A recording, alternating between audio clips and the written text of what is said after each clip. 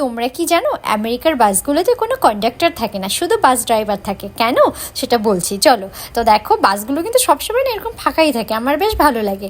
আর বাসের না দুটো করে গেট থাকে, একটা গেট হচ্ছে ভিতরে আসার, একটা গেট হচ্ছে বাইরে যাবার। তো প্রথমে যে গেটটা ভিতরে আসার জন্য সেটা ড্রাইভারের সামনেই থাকে। তো সেখানে এই দেখো, এই বাস স্টপেজ একটা দাঁড়ালো গাড়িটা, এই প্যাসেঞ্জারটা উঠবে এখন বাসে। তো ওই প্রথমের গেটটা দিয়ে উঠছে, যেটা ড্রাইভারের সামনেই থাকে। তো ঢোকার সময় সেখানে টিকিট থাকলে টিকিট দেখাতে হবে, বা তোমার পয়সা থাকলে পয়সা দিয়েও তুমি টাকা দিয়েও তুমি আসতে পারো। তো অনেকে টিকিট কেটে রাখে আগে থেকে, বা টিকিট নিয়েও নেয়। তুমি বাসে উঠেও টিকিট নিতে পারবে, বাসেও টিকিট পাওয়া যায়।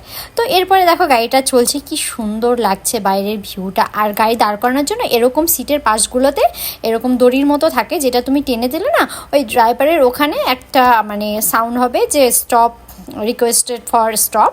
সো দাঁড়িয়ে যাবে, কিন্তু সেই জায়গায় দাঁড়ায় না যেখানে বাস স্টপেজ থাকে, একমাত্র সেই বাস স্টপেজগুলোতে দাঁড়ায়।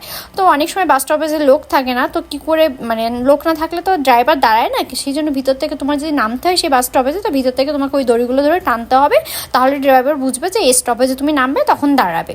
তো দেখো চলে এসছে লাস্ট বাস স্টপেজ, এটা ছিল এই শহরের last bus stoppage. Thank you.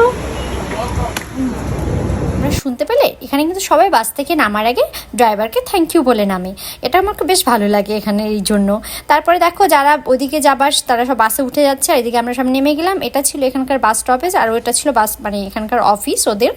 আর এই ব্রিও লেখাটা দেখতে পেলে, এটা ছিল এই বাসটার নাম, এই বাসগুলোর নাম ব্রিও। তো ওদের একটা লোগো বানানো ছিল খুব সুন্দর করে। তো এই জায়গাটা আমার ভীষণ ভালো লাগে। তারপর দেখবে বাসটা কি সুন্দর রেলের ট্রেনের বগির মতো। এই বাসগুলো অনেক বড় বড় হয়।